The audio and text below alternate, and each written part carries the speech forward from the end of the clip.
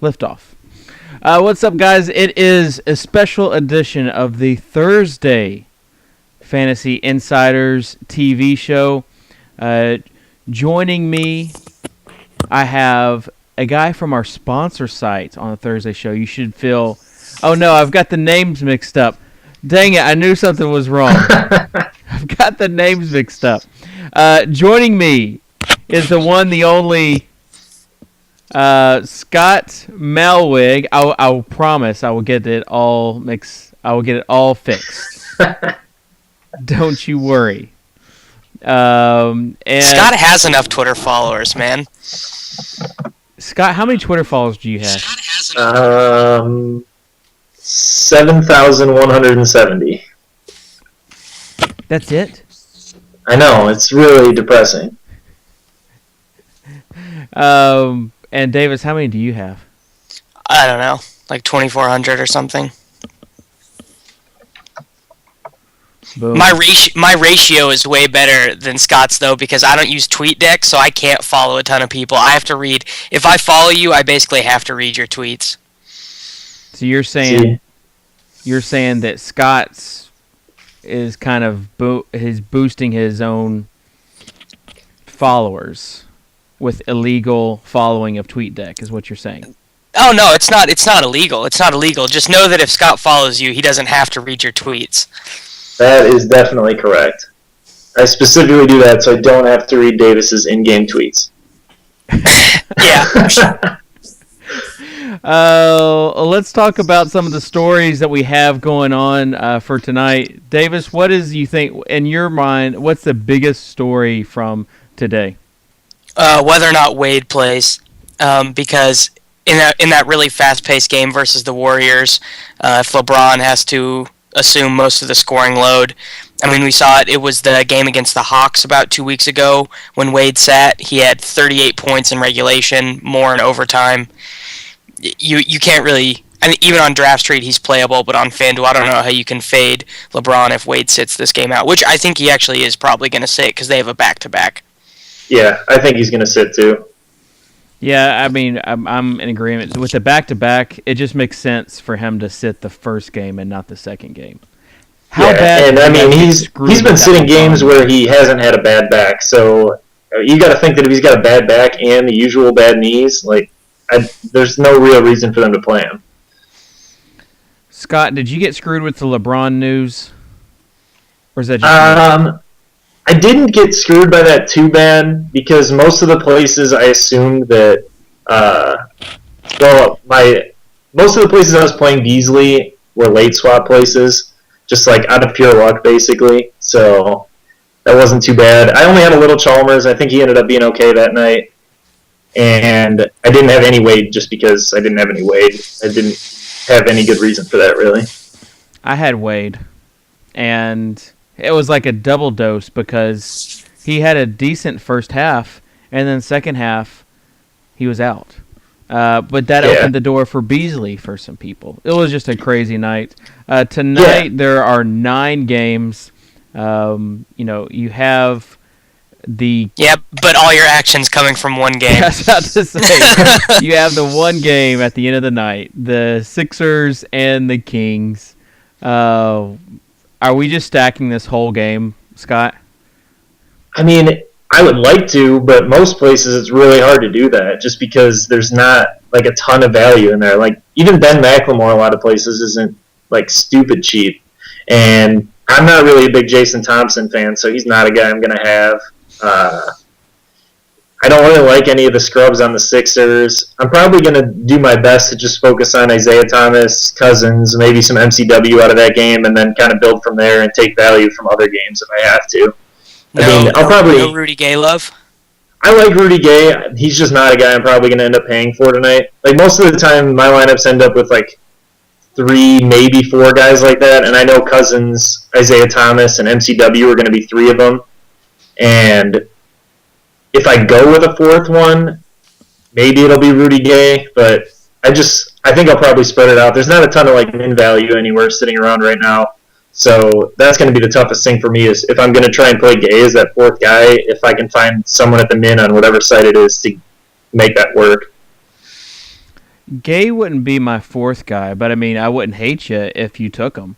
I think really when you're talking about guys tonight, MCW obviously, Cousins is, he just as long as he doesn't get Cousins could score 60 fantasy points tonight pretty easily, I think. Yeah, obviously the big thing is like him getting in foul trouble or tossed. There's a lot of risk with Cousins compared to anybody else. But you have. Do you guys think that artificially decreases his own percentages every night, just like the people who think that way? Because even in dream matchups, it never seems like he's owned quite as much as, like, say, if Dwight Howard was in that same matchup, he would have an higher owned percentage, I feel like. Yeah, I definitely think it decreases it some, but if anything, that's good. But I mean, even Dwight is under owned. I think it's just big men in general because of the foul trouble issue. Like, Isaiah Thomas is going to be 85% owned, just like Ty Lawson was last night, because people don't have that like foul trouble worry in the back of their mind, where maybe people split action on big guys more because of the foul trouble issues, and then especially on Cousins because of all the character issues too. So it's really interesting to see how, like, I think I have a matched up against LeBron in Rapid Fire today, and I really want to see what the percentages are on that when the day's over. Yeah. I mean, anyone right now who's listening thinking that stacking doesn't work, Smiz's first place lineup in the 109 double up last night had the entire Nuggets starting five. All of them.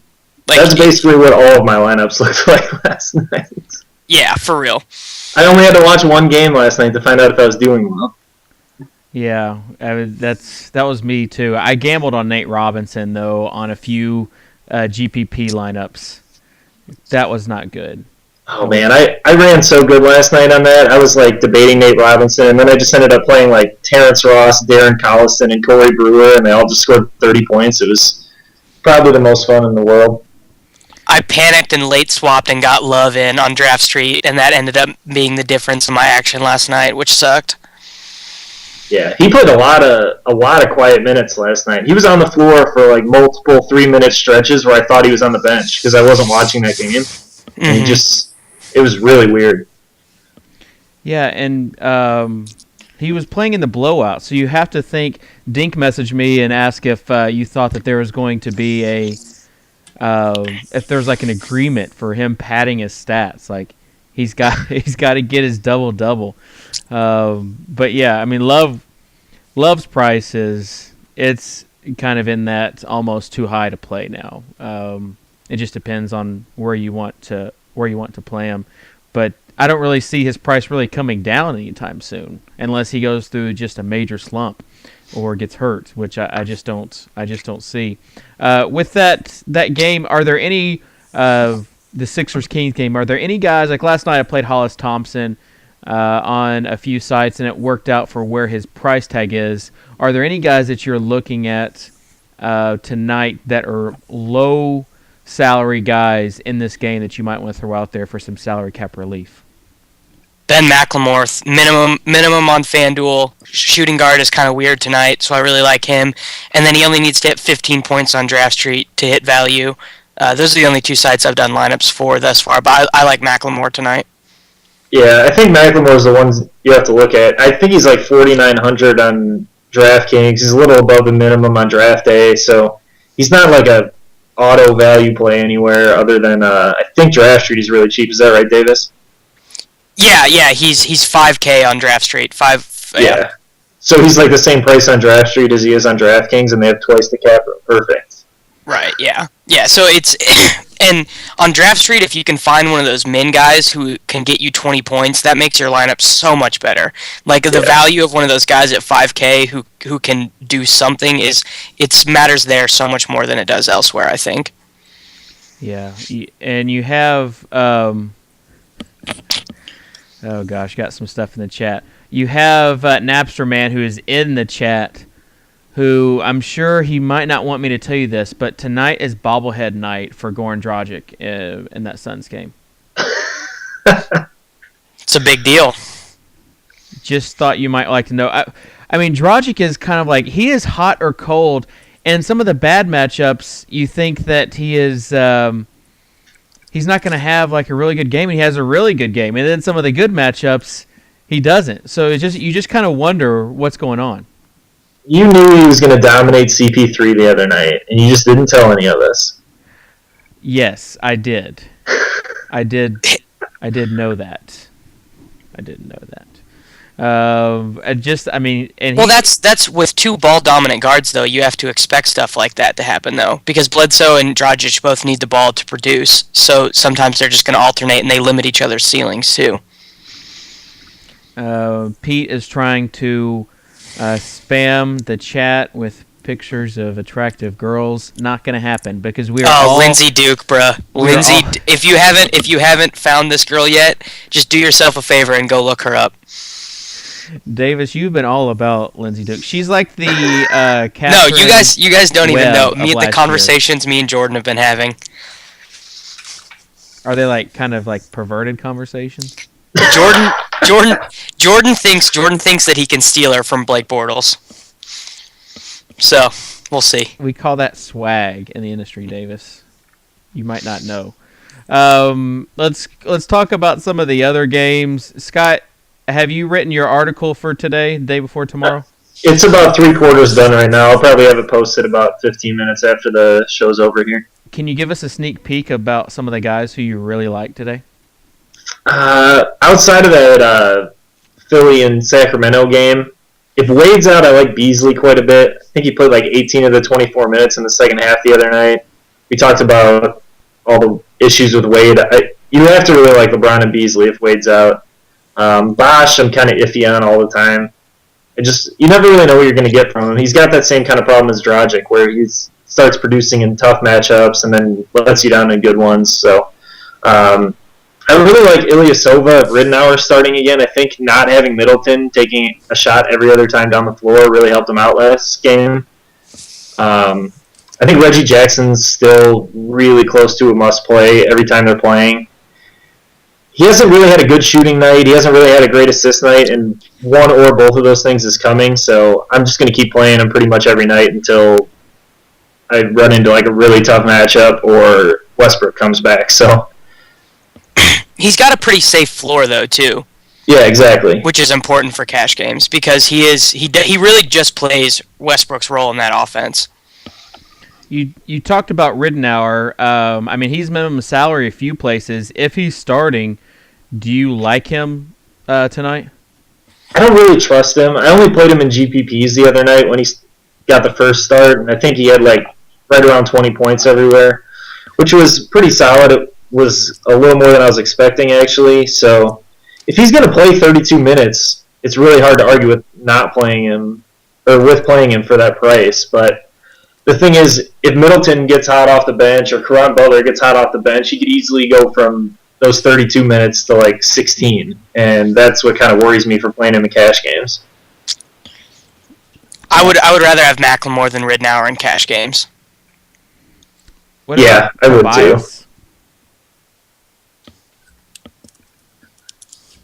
Let's see, who else do I have in here? Tobias is an interesting play. Tobias Harris, and Jameer Nelson in that game too. I kind of like Jameer Nelson. Even if Kyrie sits against Jarrett Jack, against that not very good Cleveland defensive unit, he's only 11.7K on Draft Street. He fit into my util slot in my rough draft cash game lineup. Are you guys on him at all? Jameer? Yeah. Not really. I haven't been. Jameer, you're not sure what you're going to get because of the whole Oladipo situation, night in, night out. I'm looking at the other side of that at Jarrett Jack. I mean, I really think that the Kyrie news is probably the most important news of the day. Plus Jack's got that magical shooting guard eligibility too. Exactly. Vooch is with Vooch's ankle. I just think Tobias is a really good play for where his price point is, and he's small forward eligible on a lot of sites. So that also is great. I mean, I think if you're playing on draft day tonight, Tobias Harris needs to be in your lineup for sure. So that I was just curious as how you guys felt about him. I feel like the momentum of him across the industry, more and more people are starting to roster him. So I think he'll be pretty heavily owned tonight. Yeah, I think you probably will, and I it's think it's smart. That game you talk about what Vegas has it at. It's a 3-point spread for the Cavs, and it's not a low scoring game at all. So there could be a lot of points scored. The second highest total is that Warriors Heat game, and then the Thunder are 12-point favorites over the Nets. So does that mean that we're staying away from Durant and I'm staying away from Serge Ibaka for the next foreseeable future. But what are your thoughts on that game, Davis? Yeah, you can't really roster anyone outside of Reggie Jackson, I don't think. Jeremy Lamb? And I did want to make a note for people who wanted to play Mirza for salary relief. Andre Karolinko is going to be back playing 10 to 12 minutes tonight, and that's going to cut into Mirza's minutes for sure. So he becomes a much less attractive salary relief option. Yeah, plus the Thunder play small, so they don't need as many minutes from like double big guys. Yeah, and Karolinko actually got back last game. And it didn't. Mirza still played close to 30 minutes, I think. Yeah. Okay. It probably only cost him like 3 or 4 last game. I mean, you got to guess Mirza's going to be like still around 26, 28 minutes, but I don't know. I don't think I'll be playing him. Because if they go small with Durant at the 4, they're only going to need either one of Garnett, Mirza, or Reggie Evans, or whoever they want to put in there at the 5, really. So Plumlee. And Plumlee. That was the one I was looking for. He's the guy that someone mentioned it in chat. But he got some love last week or last game. And, if you watch college basketball, you have to think that he's the more talented Plumlee. Do you agree? Yeah, but that doesn't necessarily make him the best suited to be like an NBA role player, though. No, I agree, but his skill set is better than his brother's. Definitely. I just think for the way he hustles out there, he gets those hustle points. And with the Brooklyn Nets just being in all sorts of disarray, in a game that's likely to get out of hand, I look for Plumlee to be a decent spot start if you want some salary cap relief. Yeah, it could easily go the same way as it went last game when he had that big game where they get down quite a bit and they just let him play the whole second half. Jordan obviously has something against the Plumlees, but because he's a KU fan, he hates North Carolina. He played for Duke. Oh, whatever, dude. I don't watch college basketball. We got to talk about James Johnson though, because everyone in the chat wants us to. We're gonna get there. Just one second. 15 and 13 for Mason last game against the Spurs. The game was out of hand. He got 38 minutes, but still, if he's getting 38 minutes in that game, you have to expect that against the Thunder, he'll be getting a decent amount of workload for minimum salary too. So Mason Plumlee, that's all I want to talk about. Now you can talk about your love for Jimmy John, Davis. No, tonight I don't love him. PJ Tucker is a good defender. Phoenix is a tough defensive unit in general. The pace probably works in his favor. And on FanDuel, it's going to be hard for me to get away from him on FanDuel, even though I don't want to roster him, and I think he has a very low floor. But this is someone that I was really hoping you or Scott could talk me into or out of, because I'm sort of trying to make that decision because I really want to roster Rudy Gay. I'm not with, especially on FanDuel, I really want to roster Rudy Gay. So it's about trying to make sacrifices elsewhere to play LeBron or to upgrade elsewhere and play James Johnson there. Scott? Yeah, I'm not a huge James Johnson fan, so I won't be the one talking you into him. The one thing you made a good point of is that the pace really works for him in this game. But so much of his value comes from blocks and steals, and I don't like trying to predict blocks and steals. It's the hardest thing to predict for me. And he just has such a low floor. Like, if he doesn't get a couple blocks or steals and he makes a mistake and he only plays 13 minutes, I don't know. On FanDuel, where he's the minimum, I can't argue with him at all. There's really nothing you can do about that. But I think, I know on DraftDay he's up to 8K on Let's see what he is on DraftKings. He's 13,000 on Draft Street. Yeah, like you just can't play him for that. There's absolutely no reason to play him for that. He is 4,200 on DraftKings, so I guess that's playable. But like, I'm gonna take Ursan for 43 over him almost every time. I might mix him in a couple GPPs for Ursan, but like, I don't know. How many minutes did he play last game? 24. Like 23 and 24 the last two games. He's playing a bench role. Like, he's been really productive, but I mean, we saw John Lauer do the same thing, and he had like that scorching 4-game stretch, and then we never heard from him again. Yeah, or like Timothy Mozgov had like that 3-game stretch off Denver's bench where there was like random foul trouble, and he played 28 minutes and had 2 or 3 huge games. Then he posted like a 3-point game after that. Yeah, I just don't like to try and assume that bench players are going to continue with like. He's averaging almost 2 fantasy points per minute over his last 2 games, and that's just not sustainable. Yeah, like LeBron doesn't do that. Kevin Durant doesn't do that.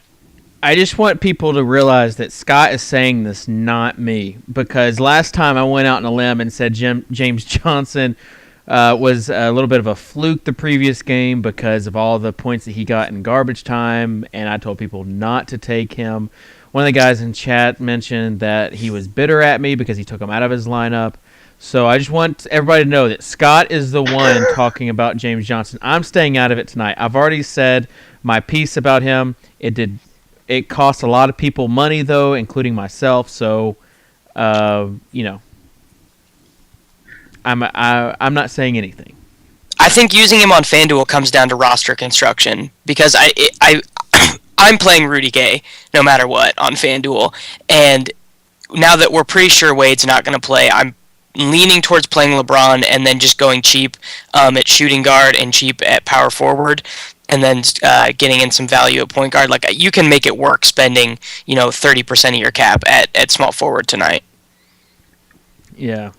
Well, Dink wants us to talk about Bucks. We'll talk about Bucks in a second. I want to just continue on the whole blowout factor. You have we talked on the show. I told someone not to play any of the Spurs backups because I'm not a big believer in playing backups.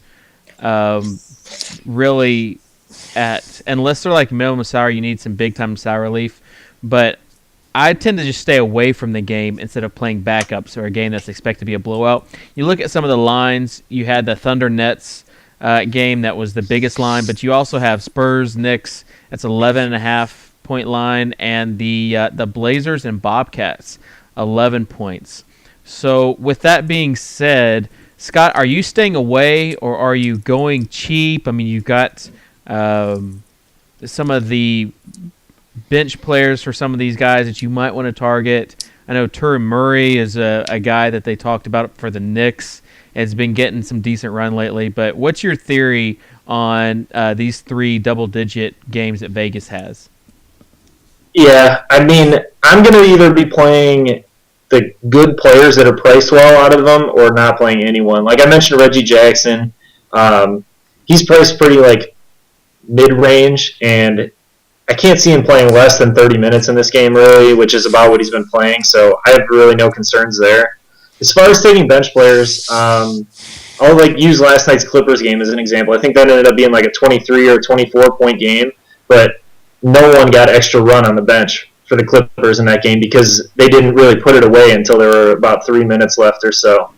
And if you're basically hoping that the team is like what the Warriors did on, 2 days ago on Tuesday, where they're up by 30 with 15 minutes left in the game, and they get all the rest of the run, which happens maybe 30% of the time at best in a blowout. So unless it's a guy that's going to produce, whether it's a blowout or not, I'm not going to touch him.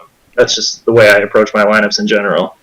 Yeah, I'm kind of the same way. I just really, it's more caution for me to take one of the starters than it is for me incentive to take one of the bench players. Right. Now, there's some talk in the chat, and I mentioned earlier about Jeremy Lamb. He's a 6th man, so like with a 6th man like that, it's okay.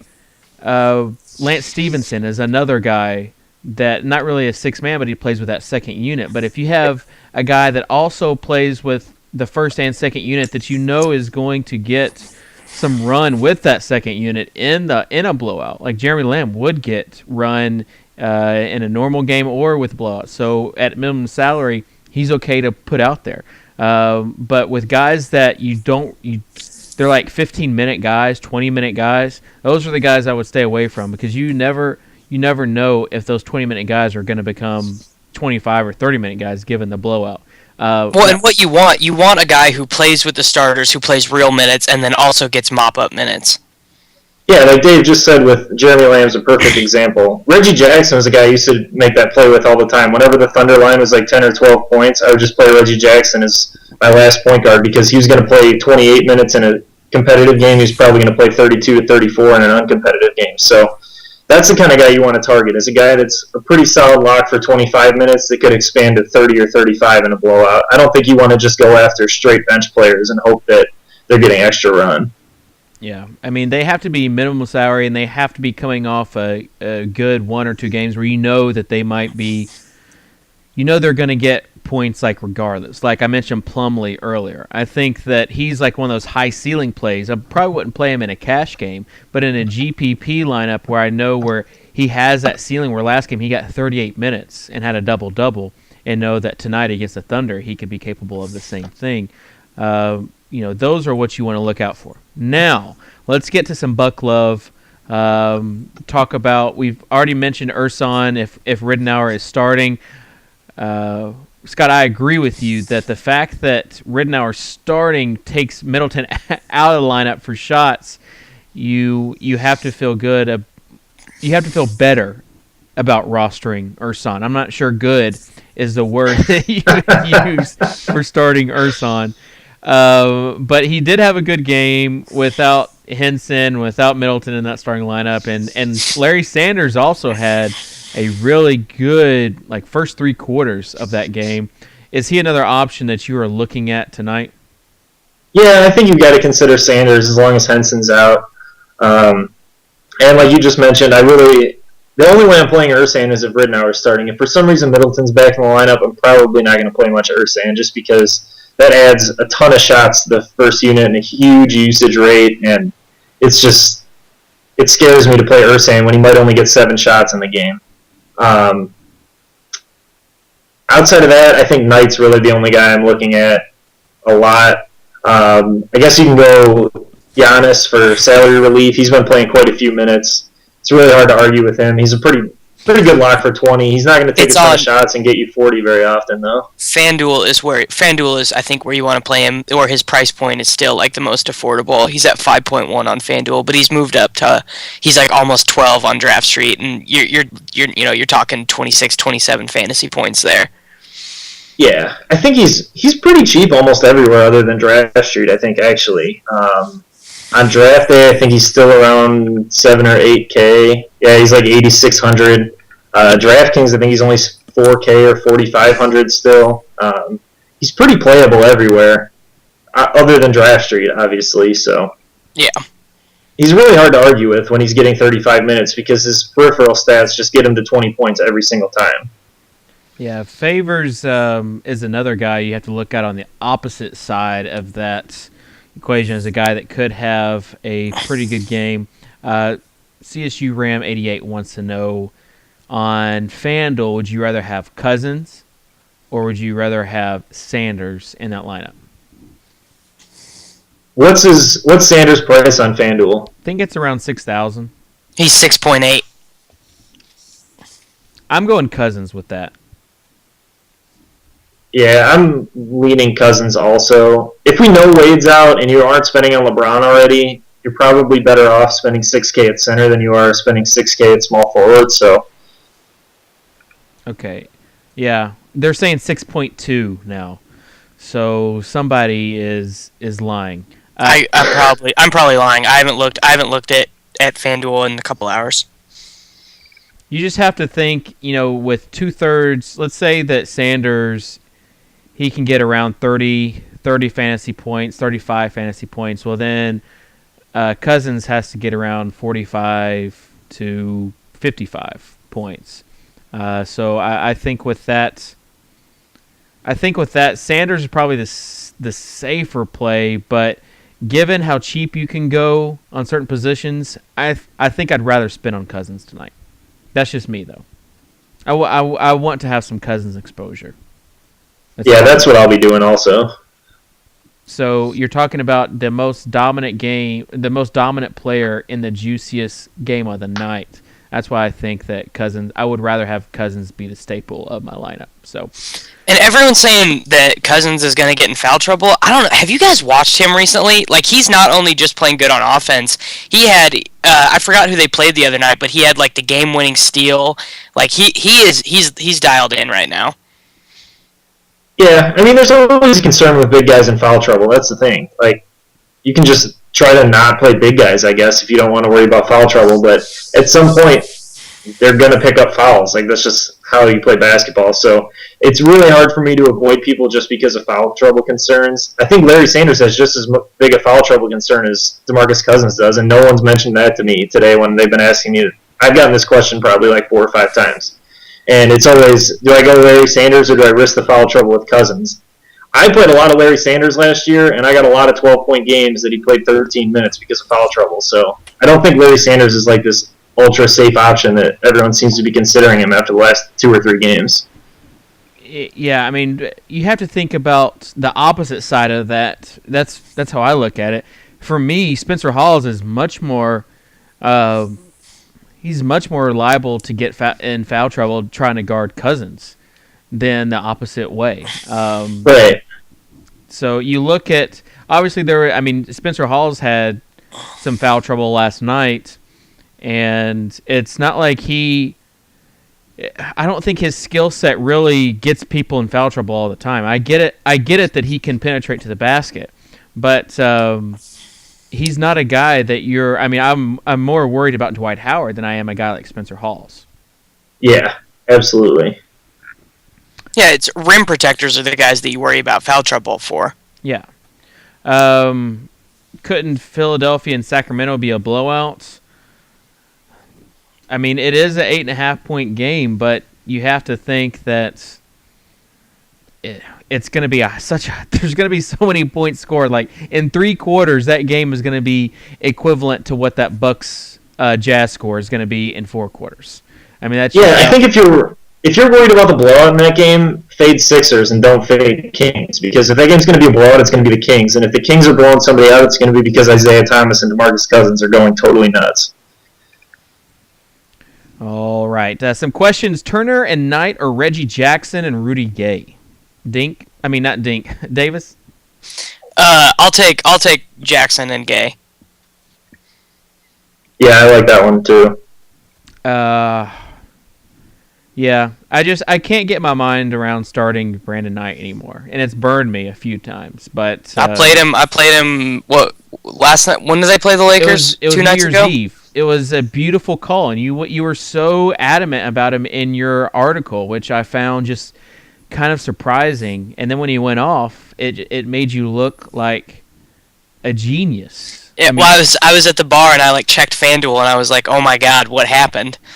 So that's what happened. He is point guard eligible on FanDuel now.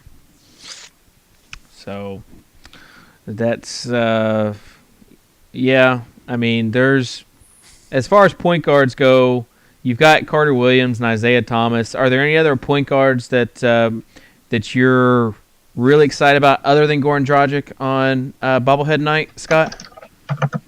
I mean, I'm probably going to stick to the 2 guys in that game and then look at Reggie Jackson and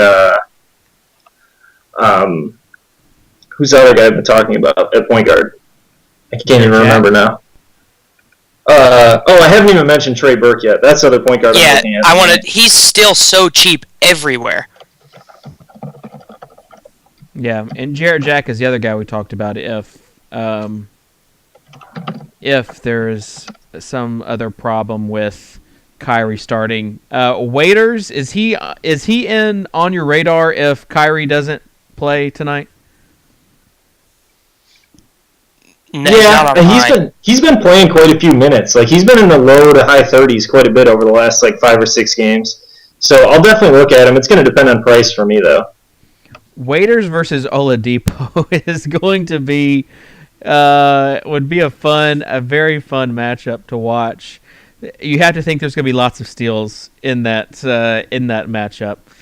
and lots of shots being thrown up, not necessarily good shots. At the small forward spot, are you spending at small forward, or are you going cheap on small forward, Davis? I'm spending tonight. I want, like I said, and Rudy Gay will probably come out and go 4 for 20 from the floor and like not get to the line. But I'm playing lots of Rudy Gay and lots of LeBron tonight. Scott? Yeah, I'm gonna try and play Beasley and Tobias Harris a bit, assuming Wade and Vucevic are out. Otherwise, I'm probably gonna spend on LeBron. I don't know. I don't think a lot of Rudy Gay. I don't like him as much as Davis does, but I don't really have any issues with him. I just think if I'm going to spend up to that point, I'm probably just going to go get LeBron. And if I'm going to go cheaper than LeBron, I'm probably going to go all the way down and try and get someone a lot cheaper. So, yeah, that's a tough one. That's going to be a tough spot tonight, is deciding whether to spend on small forward or go cheap. Maybe Davis is right, and it's just take the middle guy and play Rudy Gay, but...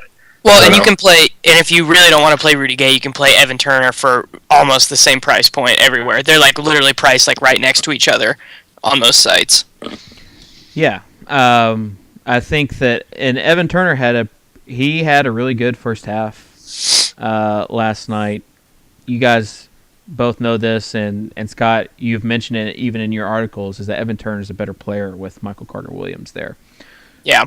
So this is definitely going to be a fun game. I'm looking to probably, unless Wade is out, I'm looking to go cheap at small forward. I think it's going to be a position that you can go cheap at. We talked about Tobias Harris being like a must play for me on a site like DraftDay, where he is going to be playing more power forward, but he's going to be shooting forward or small forward eligible. So that's why I'm looking at Harris. Other guys we've talked about, like Giannis and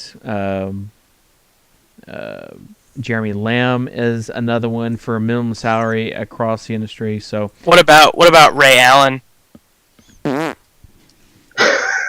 Yeah, see, I never like to just like to roster shooters, so he's like never like I never end up rostering him even when Wade sits. Yeah, I'm not a big Ray Allen guy either. You're depending on like just him going nuts from 3-point range. Yeah, just him getting in on some just amazing streak. So that's why I think it's definitely a risk for Ray Allen tonight. What's the word on D. Lee tonight? Am I missing something with David Lee tonight? Against the Flying Death Machine? Nah, I'm good. I don't have any problems with David Lee tonight. I think he's going to have a pretty decent game. I just don't think I'll be spending on him when I can go like a little higher and get Cousins, or a little bit lower and get like Rudy Gay or something. Goldstog 64 says, "Hey Dave, do you like Crawford tonight?" I'm not a big Jordan Crawford fan. I just go ahead and put that out there now. Like, and maybe it's like Wizards bias getting to me. I mean, obviously he's a much better player under Brad Stevens there in Boston, but I just don't think his salary has risen on most places where he's just not a good play for me. He's just way too volatile. And you look at that matchup against the Bulls tonight, the game's going to be like 82-78. I mean, it's going to be a low scoring game. And especially on efficiency sites, I can't justify taking Crawford. Yeah, I don't think I'll have a lot of him either. Yeah, non-efficiency sites, he has some nice upside though, just because of how big his usage rate is. But I always get burned by him. I get the 22-point games, and everyone else gets the 40-point games. So he's just really tough for me to play. Do we have news on Solinger hand? He's supposed to play tonight. Okay. The projection systems like him. He's currently in my cash game lineup on Draft Street. He's only 9K. I mean, he had a great first quarter. Of course, it was all about how many shots the Hawks were missed. The Hawks couldn't like hit a shot to save their life. I think he had 7 rebounds in the first quarter, and then hurt his hand, and he was kind of out of it from then on.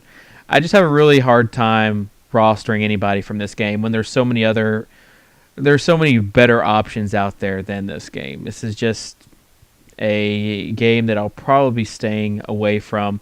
The Suns and Grizzlies. The big men of the Suns. Is anybody going on a limb and getting Plumlee in their lineup? What are your thoughts on the big men usage, Scott, for this game? If I'm going to play one, it's probably going to be Plumlee, but I don't think I'll have him very much. I prefer him in like just really good matchups where it's like true big guy, and I really don't know whether that Memphis front court is a bad matchup or a good matchup at this point. Like it seems to be different every time they play.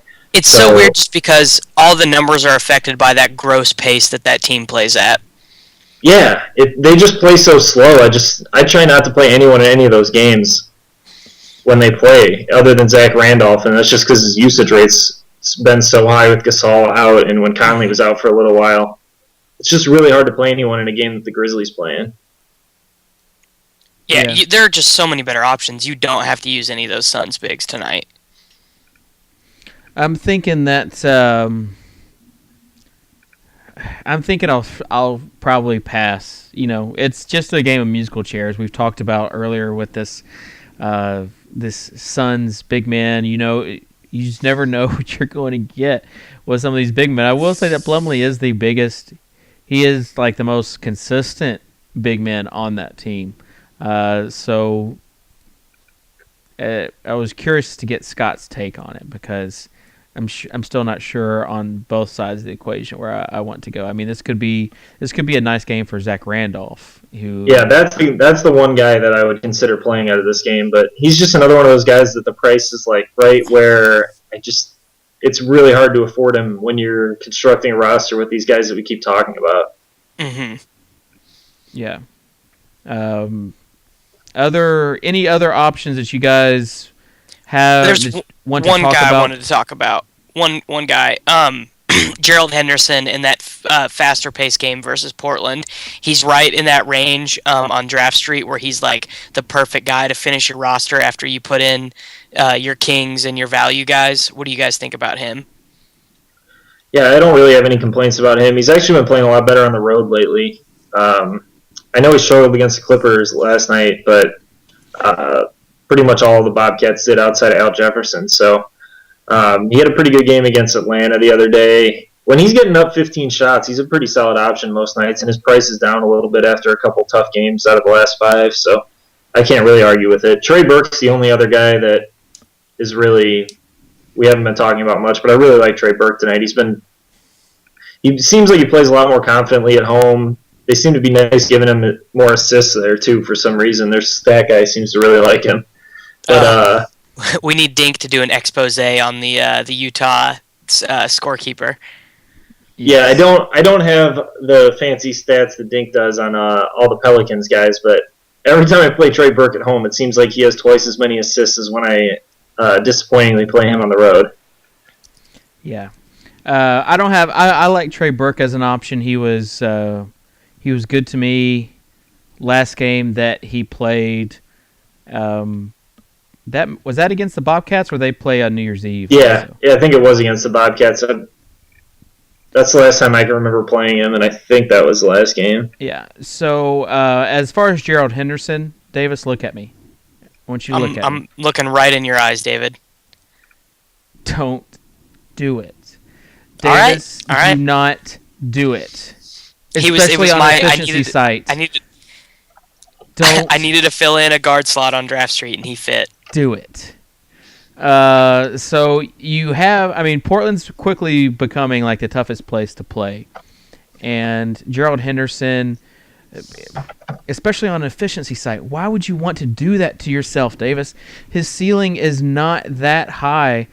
Coming off a bad game, back-to-back.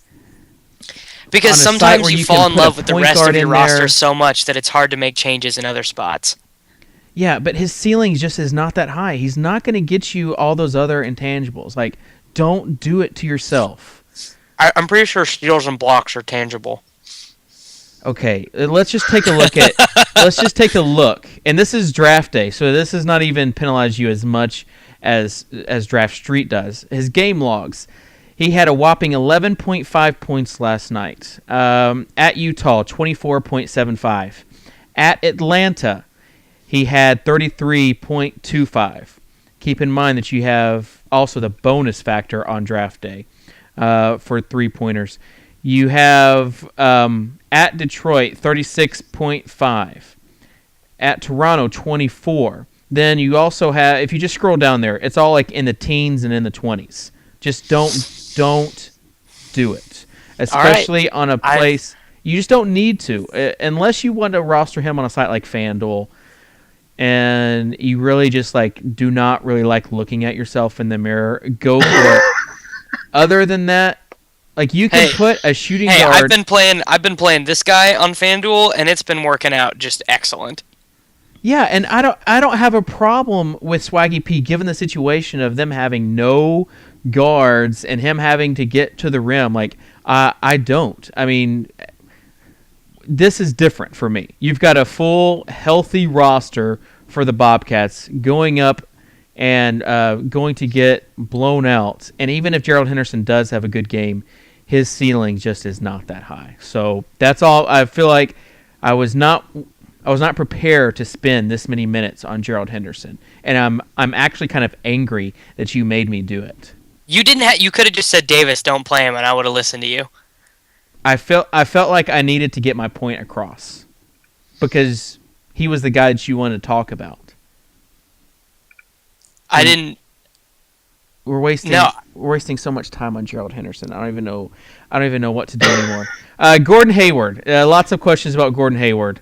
Davis, what do you think about Gordon Hayward? I mean, he's like 6.8 on FanDuel, and to me, I think I would rather play Giannis at 5.1. Giannis, and he's 14.8 on Draft Street, so definitely not at that price tag. You don't want to play. You don't want guys in this game really, anyways, unless there's something wrong with their pricing. Trey Burke is underpriced in this game. That's really the only guy that I could find. Scott? I don't hate this game as much as Davis does, I guess. But, I mean, I don't see a problem with Gordon Hayward, especially at 6.8 on FanDuel. I mean, he's more expensive other places. I think that's actually a decent discount. I've been playing him there almost every time he plays for, the last 2 weeks. But I just like his usage rate and how many minutes he gets every night. It's really hard to argue with when I'm, thinking, I can play Giannis for 5,100. Just to use your example, you're only paying 1,700 more to get a guy that's playing for sure 35 minutes most nights and taking 2 or 3 times as many shots. He's not someone I'm actively targeting, but if he fits on a site, I'm not going to have any issues with it. Yeah, that's what I'm saying. Is I'm not going out of my way to roster Gordon Hayward, but if you play him, I'm not going to tell you that was a bad play. Yeah. Talk about some other cheap plays if you're playing on our sponsor Draft Day tonight. You have to look at who Davis talked about, McLemore, and I've also mentioned Tobias Harris. Jarrett Jack is going to be a great play. He's one of those shooting guard eligible guys that you can. And I don't know, there's just something sexy for me about rostering Jarrett Jack at the shooting guard position and then Tobias in the small forward position.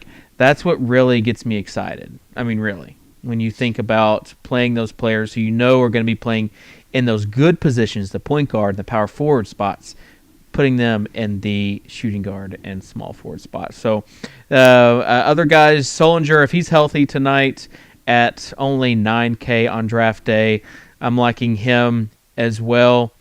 Kemba Walker, I'm staying away from him. But this is one of those GPP plays that if you're playing in something, maybe you throw him out there. For me, I'd rather play Jameer Nelson, who Davis talked about earlier, as my point guard. And then Gordon Dragic. I mean, it's bobblehead night. So he's definitely going to be a fun, very fun play. What about Glenn Davis with Vooch maybe sitting with the ankle injury? I haven't really looked at Davis on 10.6 on Draft Street. Yeah, 8.9 on DraftDay, going up against Cleveland. Yeah, I'm not hating Davis. I think he could do a pretty good job. Definitely. But he's not like one of the top guys on my list. That's all I'm saying. Draft Street is giving me fits right now, if you guys can't tell, listening to this show. Point guards and power forwards. Let's talk about DraftDay, the rapid fire max. This is what Scott put together, so Scott can't have a say in it. He's like, Craig. No, not Craig. Why do I always mess this up? Kirk Herbstreit. That's who I was thinking of. Where he can't pick on the games that he is doing. So, LeBron James or DeMarcus Cousins, Davis? Cousins. Whew. Yeah. It's real. Oh, man. I mean, he definitely has the better matchup, but if Wade plays, you have to go LeBron, but I will go with you about Cousins. I will. So, this is one of those booby twap things. LaMarcus Aldridge or Steph Curry? This is just like gross matchup versus gross pace. I'm going to take Aldridge. I'll take Aldridge as well. The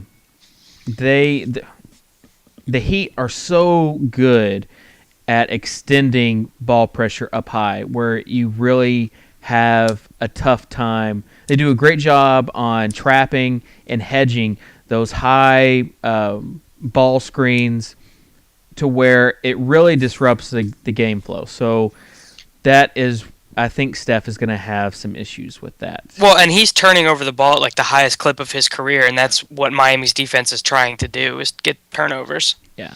On the road at Miami, give me LaMarcus at home against Charlotte. MCW or Isaiah Thomas? I'm gonna go MCW, but I think this one is like super, super, super close. Give me MCW. I don't even think it's close. How can you... Well, David. I just like, in this matchup, I just like Michael Carter Williams. He can do... He does more because he's than a foot Isaiah taller. does. Yeah. It's because he's a foot taller, isn't it, Dave? He'll get 3 more blocks just on Isaiah's shot. That's what I was thinking, is he's definitely going to pick up some blocks on Isaiah Thomas. He might get the 5 blocks, 5 steals tonight. Al Jefferson versus Melo. Al Jefferson. Gosh, this is so sick. This is brutal, Scott. Why would you do that to us? All of these today are really, really tough. If I'm having to choose, I would choose Melo. Just threw up in my mouth. Give me Ersan versus Glenn Davis. Give me Glenn Davis. Yeah, Glenn Davis. All right. Well, there you go. That is the rapid fire max on Draft Day. You guys missed it earlier, but Davis gave a testimonial, and we weren't even recording, but he said that Draft Day is where he fell in love with Daily Fantasy.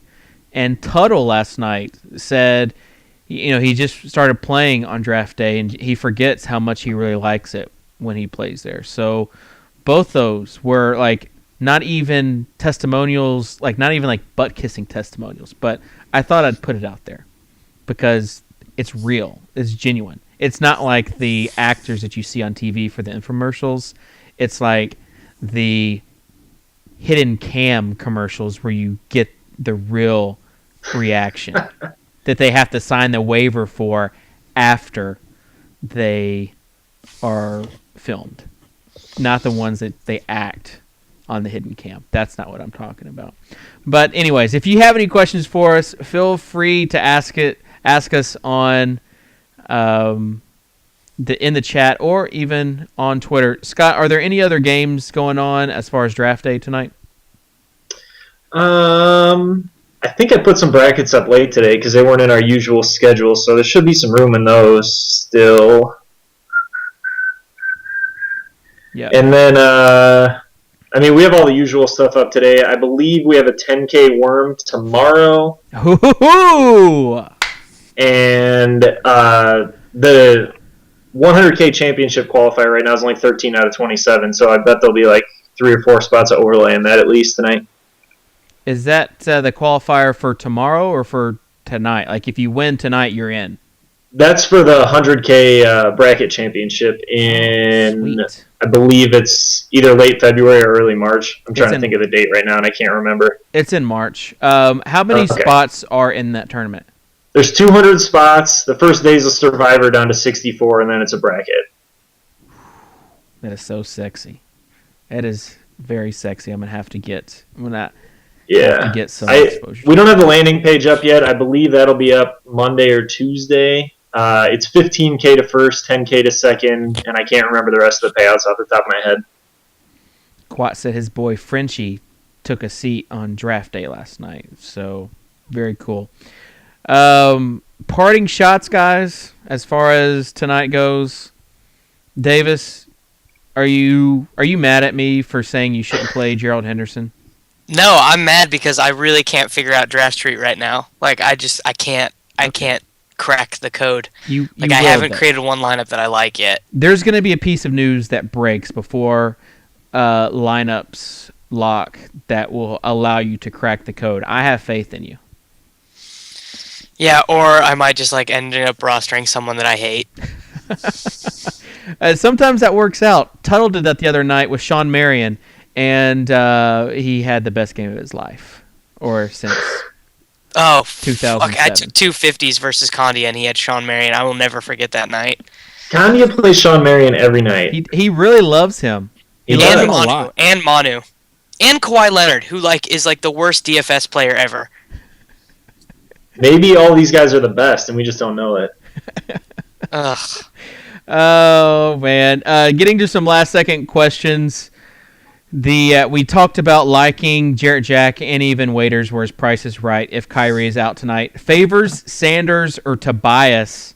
I guess that would have to depend on the site and the salary. If all things are equal, though, I'd have to go with Tobias. Yeah, that's the way I'd go too. And then Sanders, and then Favors. But all three, good options. Let's see. We have Condia also loves George Hill and Jamal Crawford. Yes, he does. We should just dedicate a show to who Condia likes. Strawberry or chocolate Pop-Tarts? Man, I haven't had a Pop-Tart in a long time. I haven't either, but I'd definitely go strawberry. Strawberry is my favorite. Dude, I like the ones that you put in the freezer. The ice cream sundae ones. Those are pretty fire. Jack, do those even count as Pop-Tarts? No, they don't. That's why I was just moving on. They count as Pop-Tarts. I don't know. I used to smoke a lot of weed in high school, so. It's like toaster strudel. Blah. Oh, toaster strudels are so good, David. Stop it. We are in so different pages tonight, Davis. It's not even funny. Oh, God. Maybe I should scale back and not play that much tonight. No, I should have done that last night. Jack and James Johnson and Aflalo, or Kimba, Lamb, and Macklemore. Ugh. I don't like either of those combos, but I guess I would have to go the second combo if I had to choose. Scott? Yeah, I think I'd go with the second one too. I don't know. The first one kind of depends on some news still, it seems like. Yeah. I don't know. Yeah, definitely. That's tough. That's definitely a tough question with 6 people in it, and 2 of those guys depend on if people are in or out. Yeah. So I don't ever play Kemba on the road. Well, he shoots 36% from the floor on the road. But you don't have a problem with Gerald Henderson, though. I didn't say that. I asked your opinion, David. Henderson has been better. I will give Davis that. It's probably because Kemba's so bad on the road that he has to pick some extra shots up.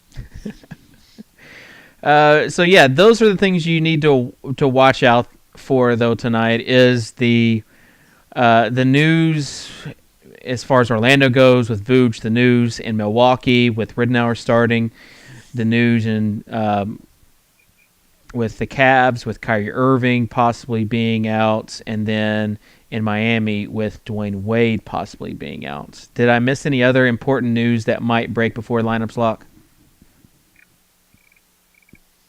No? Nothing big, I don't think. Well, then we're good. Yeah, I think you're good. All right, guys. Well, that will do it for the show today. We will see you tomorrow. I will have on Dave Lochran, a.k.a. Laffy D, and Mike Leone from Reto Experts. So good stuff. Stick around in the chat and talk amongst yourselves. Get that code cracked. Davis, you stick around and chat. We're going to help you out. We will get you to where you need to go. I think I have a lineup that I like now. Oh, yeah. Well, you're leaning close to the screen, so that that means that you definitely just cracked the code. All right, guys, we'll see you tomorrow. Until then, later.